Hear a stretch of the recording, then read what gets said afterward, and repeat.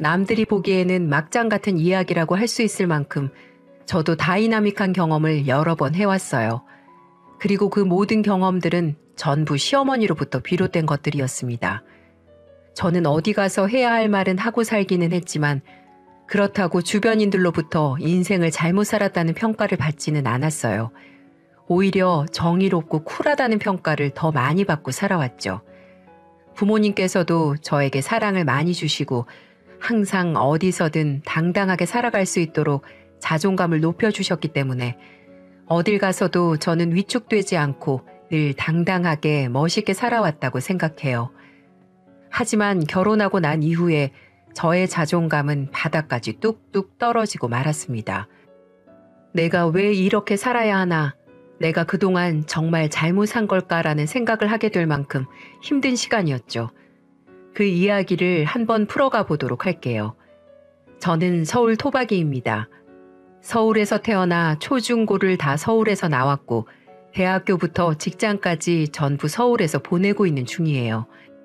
직장을 다니다가 결혼까지 했는데 결혼은 여대 다니던 시절 소개팅으로 만난 사람과 거의 7년 정도 길게 만나다가 결혼까지 했습니다. 남편은 경기도에서 태어나 대학교와 직장을 서울로 나온 사람이었어요. 본가는 경기도 양주 쪽에 있었지만 대학교를 서울로 다니게 되면서 자취를 하며 같은 서울에서 지냈어요. 저는 이 남자가 첫 연애 상대였습니다. 학생 때는 누군가를 만나볼 생각을 하지는 않았어요. 학생은 학생답게 공부에 전념을 해야 한다는 생각을 가지고 있었기 때문에 친구들이 모두 주변 학교 학생들과 만남을 가질 때도 저는 오로지 공부만 했습니다. 그러니까 서울권에 있는 여대로 진학도 할 수 있었던 거였어요.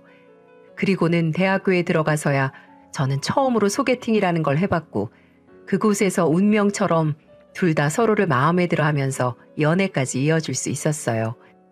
그리고 그 사람이 이제는 저의 남편이 되었는데요. 저의 남편은 착한 편이에요. 어디 가서 모났다는 소리를 듣지 않을 만큼 차분하고 좋은 성품을 가지고 있죠. 그래서 저한테도 많이 맞춰주었어요. 저는 어쨌든 할 말 다 하고 제 성질 잘 안 죽이고 사는 사람이기 때문에 연애를 할 때도 남자친구가 마음에 들지 않거나 서운한 일이 있는 것들은 전부 다 바로바로 이야기를 했습니다. 대신에 저만 얘기한 게 아니라 당시에는 남자친구였던 저의 남편의 말에도 귀를 기울여 주었어요.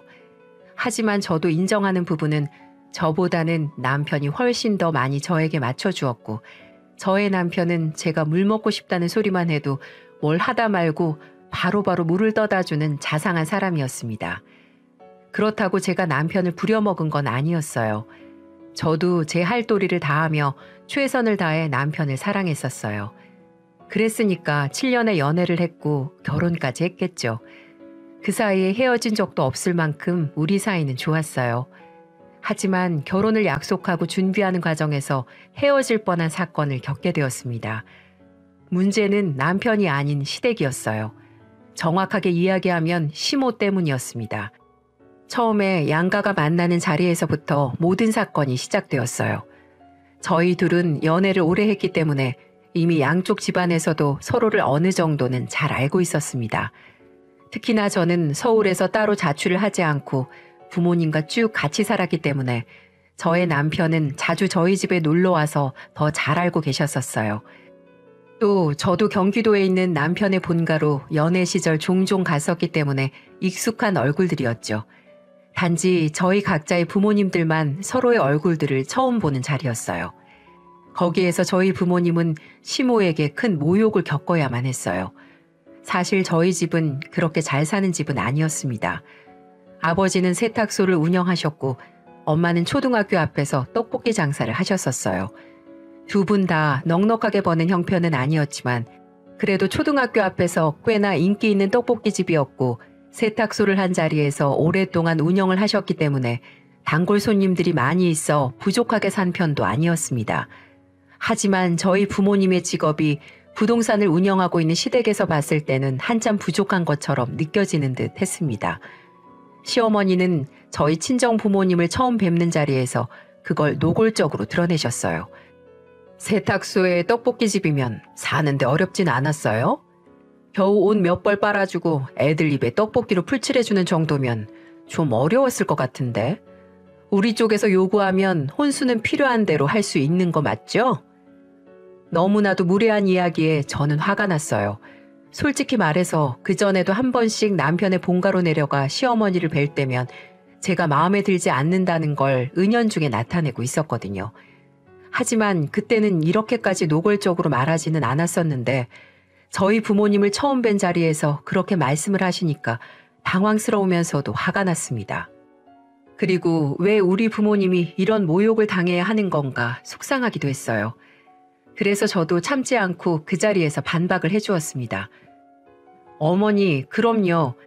저희 부모님, 저 지금까지 키우시면서 부족한 거 없게 키워주셨어요. 필요한 대로 먹이고 입히고 공부시키고 하면서 어떤 사람들보다도 여유 있게 키워주셨습니다. 그리고 혼수는 아직 저희 어리니까 저희 분수에 맞게 해보려고 해요. 아니, 그래도 우리가 서울에다가 집을 해주는데 혼수도 집 수준에 맞춰야 하는 거 아니야? 게다가 네 분수는 몰라도 우리 아들 분수는 수준이 높아. 저희는 그 말을 듣고는 더 어이가 없었습니다. 물론 서울에 아파트를 해주신다고는 하셨어요. 그것도 평수가 32평으로 적지 않은 편이었습니다. 그래도 저나 남편이나 살면서 하나하나 좋은 물건들을 채워나갈 생각이었지 처음부터 무리해서 넣을 계획은 절대 아니었어요. 그래서 저는 또 한 번 이야기를 했습니다. 당연히 어머님 아들인데 수준 높겠죠. 근데 저도 낮은 수준은 아니에요, 어머니.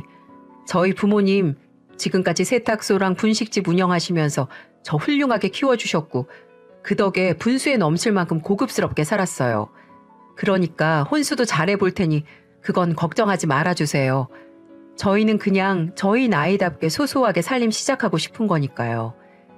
아니, 내가 그래도 명색이 시어머니인데 혼수의 간섭도 말라니 그건 너무 경우 없는 것 아니니? 저와 시어머니의 설전에 점점 상견례장 분위기는 어색해져 갔습니다. 그때 중재를 해야겠다고 생각하셨는지 저희 아빠가 말씀을 하셨어요. 사부인, 잘 알겠습니다. 혼수는 원하시는 대로 저희가 맞출 테니 필요한 것들은 우리 아이 통해서 말씀해 주세요. 저희 부부 그래도 외동딸 키우면서 남부럽지 않게 살게 해주려고 노력 많이 했습니다. 그러니 혼수 문제는 걱정하지 않으셔도 될 듯 합니다. 그래요. 그럼 다행이고요. 아빠의 이야기에 저는 왜 우리가 다 맞춰주어야 하나 화가 나기도 했지만 현실적으로 봤을 때 남자 쪽이 집을 잘해준 건 맞기 때문에 저희도 거기에 맞추는 게 옳긴 했었습니다. 그래서 저도 더 이상은 아무 말 하지 않고 그대로 따라갔어요. 하지만 시어머니의 혼수 요구는 정말 해도 해도 너무했어요. 가전제품들도 최신 제품이 아니면 거들떠 보지도 않으셨고 신혼집 살림을 차리면서 시댁에 있는 김치냉장고도 오래돼서 못 쓰겠다고 성화를 부리시기에 시댁 김치냉장고까지 다 바꿔드렸어요. 정말이지 연애 시절에는 보지 못했던 억센 시어머니의 모습을 보면서 결혼 생활이 너무 힘들 것 같아 결혼을 물을까 생각도 해봤지만 그러기에는 저희 남편은 정말 좋은 사람이었고 제가 사랑하는 사람이었습니다. 그래서 결혼까지 감행할 수 있었어요. 하지만 결혼 후에 시어머니는 점점 더 저희 집안을 무시하고 하대하는 정도가 강해졌습니다. 제일 기억에 남는 것들로 이야기를 해볼게요. 저희 시댁은 추석 때마다 모이면 송편을 빚는데요. 시댁은 가족이 시부모님, 저, 남편, 장가안간 도련님으로 구성이 되어 있었습니다. 그럼 온 가족이 같이 남자들도 다 붙어서 송편을 만드는데 그때마다 어머니는 저에게 모욕적인 말을 서슴없이 하셨어요. 어쩜 너는 얼굴도 못생긴 게 송편도 그렇게 예쁘질 못하니? 자고로 송편을 예쁘게 빚어야 자식도 예쁜 애들도 낳는 거랬어. 어쩜 니네 엄마도 여자치곤 좀 우락부락하게 생겨서는 영 정이 안 가는데 우리 손녀가 걱정이다. 어머니 너무 교양 없으시네요. 어떻게 그래도 저희 엄마가 어머니 사돈인데 그렇게 무식하게 말씀을 하세요. 저희 엄마는 적어도 어머님께 예의 없게는 안 구시잖아요. 앞으로 그런 말씀은 말아주세요. 게다가 요즘 어디 가서 그런 소리 하시면 인격 모독으로 욕 드세요. 뭐? 이게 아주 지 시애미 알기를 뭘로 하는 거야? 어따 대고 말을 그따위로 해. 어머니가 먼저 하셨죠. 저는 절대 시비 거는 일은 없어요. 이게 진짜? 엄마, 그만하세요. 제가 들어도 엄마가 너무하셨어요. 우리 아내가 얼마나 예쁜데 그렇게 말씀하세요. 송편도 제가 보기에는 예쁘기만 한데. 그런 말씀 그만하세요. 이 좋은 날 왜 자꾸 기분 상하게 그런 소리를 하세요. 자꾸 그러시면 저희 이제 여기 못 와요. 고맙게도 남편은 그럴 때마다 제 편을 들어주었고 어머님은 평소 아들들의 말이라면 깜빡 죽으셨기 때문에 다시는 안 온다는 소리에 어머니도 분한 감정을 참으시고는 그대로 넘어갔었어요. 하지만 남편도 집에 가서는 저한테 어머니한테 조금만 더 부드럽게 이야기를 해달라고 하더라고요. 솔직히 저도 어머니에게 한 번도 지지 않고 꼬박꼬박 말대꾸를 다 했습니다. 어느 정도껏 해야 하는데 이건 외모 비하에 친정 무시 발언에 해서는 안 될 것들을 어머니는 너무 많이 하셨어요. 이 부분은 남편도 이해를 하는 부분이었기 때문에 제가 말대꾸를 해도 면목 없다고 했지만 그래도 서로 잘 지냈으면 하는 마음이라며 늘 저를 다독여 주었죠. 그래서 그것 때문에 저도 어머니에게 조금이라도 제 감정을 다 내비치지 않고 참아가며 대하기 위해 노력했습니다. 하지만 여기에서 어머님은 점점 더 심해졌어요. 하루에 한 번씩 전화해서는 아들 밥은 챙겨줬고 집 청소는 잘하고 있냐며 간섭을 하기 시작하더라고요. 매번 시댁에 내려가면 남편이 저의 편을 들어주는 게 영 못마땅했는지 이제는 이런 식으로 복수를 하는 듯 했습니다. 저도 처음에는 잘 받아주었습니다. 둘이서 잘 지냈으면 좋겠다는 남편의 말이 떠올랐거든요. 그래서 초반에는 어느 정도 잘 지내려고 노력했지만 결국에는 저도 폭발을 하고 말았어요. 그날도 어머니는 어김없이 저에게 남편의 아침밥을 챙겨주었냐며 출근하느라 바쁜 시간에 전화가 왔습니다. 예, 남편 밥은 챙겨 먹이고 일을 가. 어쩜 그렇게 매번 밥 챙겨줄 줄 모르니. 어머니, 진짜 제가 알아서 할게요. 남편은 오히려 아침에 밥 먹는 거 부담스러워한다고 말씀드렸잖아요. 그리고 저희 둘 다 똑같이 출근하는데 왜 매번 제가 챙겨줘야 하는데요. 제발 저희가 알아서 할 테니까 어머니는 그만 간섭해 주세요. 이야, 이 싸가지 없는 게 진짜 아주 그냥 내 아들이 네 편 들어주니까 세상이 다 네 편 같아? 어디서 어른이 얘기를 하면 네네 하는 법 없이 따지고 들어 따지고 들긴. 어머니, 저 지금까지 네네 했잖아요. 알겠다고 했는데도 매번 전화하셔서 이렇게 아침 챙겨줬냐, 집안 청소는 잘하고 있냐, 간섭하고 계시는 거잖아요. 네 하고 끝나면 그게 어디 진짜 네 한 거야? 실천이 없잖아. 어머니, 다시 한번 말씀드릴게요. 남편도 저도 아침 안 먹고 지내는 습관이 들어서 오히려 아침에 먹으면 하루 종일 버겁고 힘들어요. 그래서 일부러 더 안 먹는 거예요.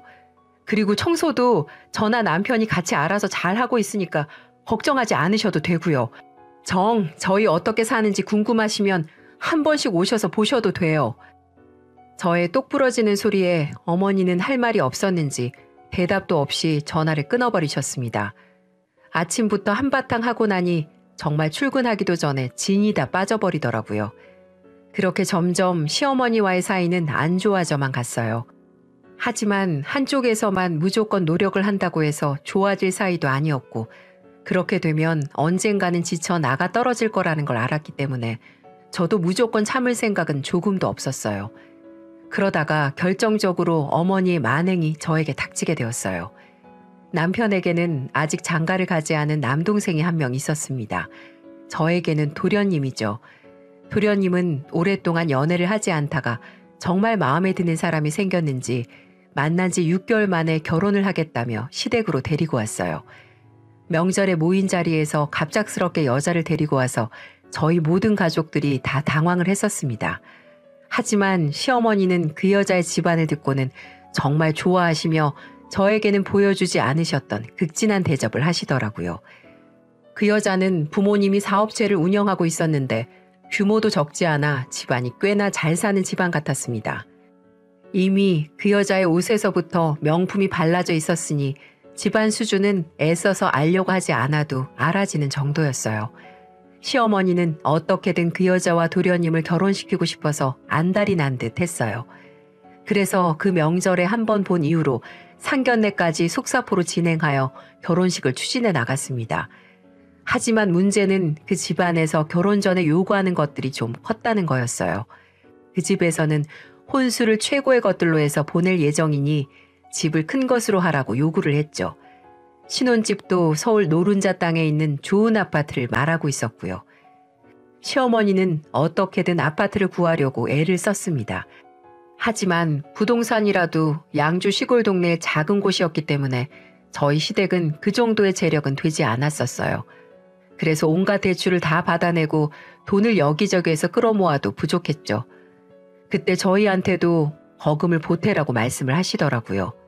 시어머니가 주말에 말씀도 없이 저희 집으로 찾아오시더니 다짜고짜 말을 뱉으셨습니다. 예, 너 여기 시집 올 때 한 거 없지? 그러니까 둘째 집 사는데 돈 좀 보태라. 7천만 원만 내. 니네 결혼할 때 장남이라고 우리가 무리해서 아파트 해준 거 알지?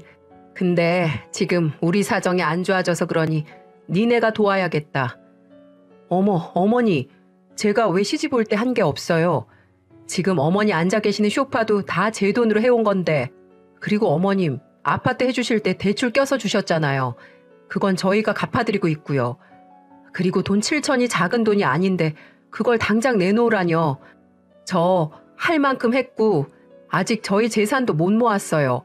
7천만 원은 죄송하지만 못 해드리겠네요. 뭐야? 야, 명색이 네 도련님 되는 사람이 결혼을 한다는데 그까짓 것도 못 해줘? 네, 도련님은 저 결혼할 때 뭐 해주셨나요? 근데 왜 저는 그 큰 돈을 해야 하는 건데요? 절대 못 해요. 저희 돈 없어요. 그러니까 그건 어머니가 알아서 해결하세요. 야, 이게 진짜? 그리고 그 옆에서 보고 있던 남편이 바로 말리면서 이야기를 또 했어요. 엄마, 진짜 왜 그러세요? 제발 그만 좀 하세요. 아내 말이 맞아요. 우리가 갑자기 그 큰 돈이 어딨어요. 1천만 원은 무리예요. 그 집도 그래요. 어떻게 우리 집 수준이 있는데 그 비싼 아파트를 해오라고 할 수가 있어요? 엄마도 그런 건 못하겠다고 강하게 하셨어야죠. 됐다. 치워. 더러워서 진짜. 너네 그러는 것 아니다. 뭐 둘째가 그렇게 결혼하면 너희한테도 입 싹 닫을 것 같아? 진짜 그러는 거 아니다. 어머니는 저희한테 소리를 한참 지르고는 집을 나가셨습니다. 근데 사실 저희는 정말로 5천만 원을 할 수 있는 수준이 아니었습니다.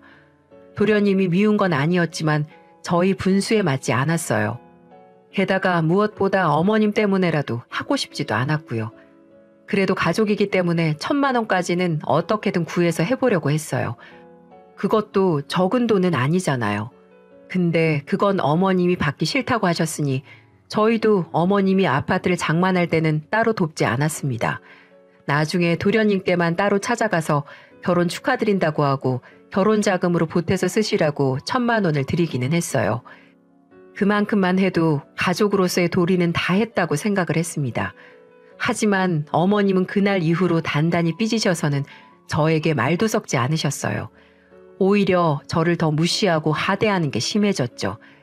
그때부터는 저도 지쳐서 어머니에게 말대꾸도 하지 않고 그냥 거의 무시하는 듯 지냈습니다.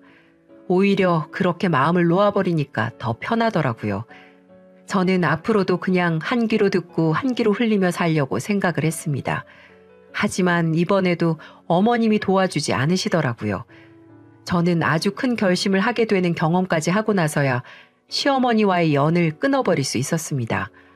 우여곡절 끝에 도련님의 결혼 준비가 끝났고 당일날이 되었습니다. 결혼식이 끝난 뒤에 가족들끼리 모여서 저녁을 먹었어요. 신혼여행은 다음날 떠나기로 했기 때문에 그날은 모두가 다 시댁으로 모여 가족 파티를 열었습니다. 그리고 거기에서 결정적인 사건이 일어나고 말았어요.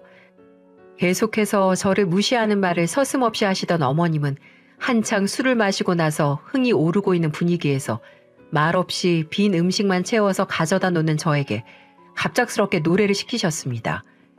예, 너 이리 와서 노래 좀 불러.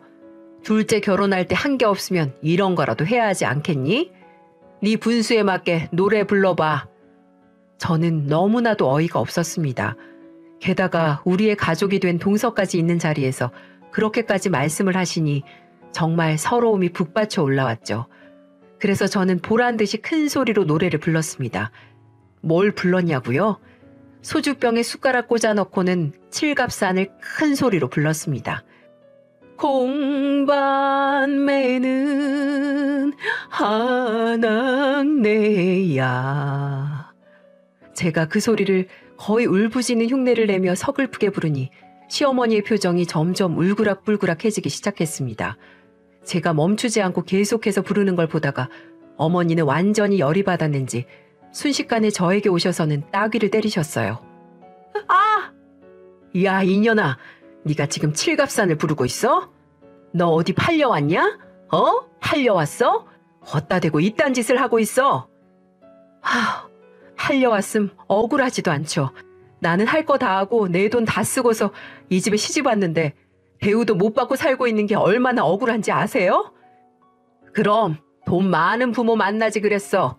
어디서 쥐꼬리만한 세탁소랑 분식집에서 번 코 묻은 돈으로 산 주제에 한 번을 앉이긴. 저는 또다시 저희 부모님을 모욕하는 어머니를 참을 수가 없었습니다. 그래서 저도 똑같이 가서 어머니의 뺨을 세차게 때려버렸어요. 야, 우리 엄마 욕하지 마. 이 아줌마야. 당신이 뭔데 평생 열심히 일한 우리 부모님 모욕하는데. 당신 땅이랑 집 팔아 넘길 때 더럽게 수작 부려서 팔아 넘긴 거 내가 모를 줄 알아? 뒷돈 받아 처먹은 거 내가 모를 줄 아냐고. 당신보다 정직하게 살면서 평생을 성실하게 일한 우리 부모님이 훨씬 훌륭해. 저는 평소 어머님이 부동산을 운영하시면서 통화하는 내용들을 같이 있을 때마다 종종 듣곤 했는데 뒤에서 돈 챙겨가기 위해 수작 부리는 걸 몇 번 본 적이 있었습니다. 이년이 진짜? 야, 너 미쳤어? 이제는 둘의 몸싸움이 되어버리니까 옆에 있던 가족들이 모두 놀라 저희 둘을 양쪽에서 붙잡고는 싸움을 뜯어 말렸습니다. 그리고 저는 그 자리에서 선언했어요. 나는 당신 같은 시어머니 더 이상 인정 못해. 안 해. 당신 이제 내 시어머니 아니야. 여보, 당신도 결정해. 나 이제 앞으로 이 아줌마 얼굴 안 보고 살 거야. 당신은 계속 보고 산다고 하면 나는 이혼까지 할 거니까 나랑 살 건지 이 아줌마랑 살 건지 선택해. 저는 남편에게도 확고하게 저의 생각을 말했습니다. 정말로 더 이상은 이 시어머니하고는 상종하고 싶지 않았거든요. 남편은 주저주저 하더니 그 자리에서 결심한 듯이 얼굴을 굳게 하고는 제 손을 딱 잡았습니다. 그리고 시어머니에게 비장하게 이야기를 했어요. 엄마, 저도 이제 더 이상은 엄마한테서 실망스러운 모습 보고 싶지 않아요. 우리 처가 더 욕보이지 말아주세요. 저는 가면 귀빈 대접 받고 살아요. 우리 아내한테도 처가한테도 더 이렇게 대하는 거 저 못 참습니다. 앞으로 찾아오지 않을 생각이니까 더 이상 우리 찾지 마세요. 남편은 속사포로 말을 뱉어내고는 제 손을 잡은 채로 그대로 집을 빠져나왔어요. 저는 그제서야 눈물이 났습니다. 내가 왜 이런 모욕을 받아야 하나 정말 너무너무 억울하더라고요. 한참을 차로 이동을 하다가 남편은 길가에 차를 세워두고는 저를 안아주며 다독여 주었습니다. 여보, 울지 마. 나 마음 아파.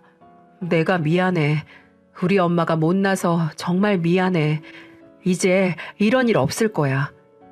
여보, 나도 미안해. 근데 나 진짜 이제 시어머니 보고 싶지 않아. 우리 엄마 아빠 그런 대우 받으실 분들 아니야. 당신도 알잖아. 나 진짜 이제는 시어머니 안 보고 살 거야. 알지. 내가 다 알지. 걱정하지 마. 나도 더 이상은 우리 엄마 볼 생각 없어. 그러니까 이제는 우리 편하게 살자. 울지 마. 남편은 끝까지 저를 사랑해 주었어요. 솔직히 말해서 저도 시어머니한테 잘한 거 없다는 거 압니다. 하지만 참을 수 있는 정도를 어머니는 너무 많이 넘어섰어요. 그 이후로 저희는 2년이 넘도록 시댁은 찾아가지 않고 있습니다. 다행인 건지 모르겠지만 시어머니한테도 그 이후로 어떠한 연락도 오고 있지 않아요. 남편은 도련님하고만 연락을 하고 있는 상황인데 도련님한테 이야기를 들어보니 시어머니는 그날부터 몸져 누웠다고 하더라고요. 물론 그것도 보여주기 위함인지 진짜 몸져 누운 건지는 잘 모르겠습니다. 어쨌든 그때부터는 며칠 몸져 누워서 앓는 채 하다가 힘든 티를 팍팍 내셨다고 해요. 아들과의 인연도 끊기게 한 어머니의 만행이 시아버지까지도 질리게 만들었는지 시아버지가 누워있는 어머니에게 찬물을 확 부어버리면서 정신 차리라며 소리를 한바탕 질렀다고 하더라고요. 그때부터는 찍소리도 못하고 조용히 부동산 일하고 계시다고 들었습니다. 게다가 그 사건 이후로 동서도 많이 놀랐는지 시댁에 안 간다고 성화를 부려서 거의 찾아가지 못하고 있다고 들었어요.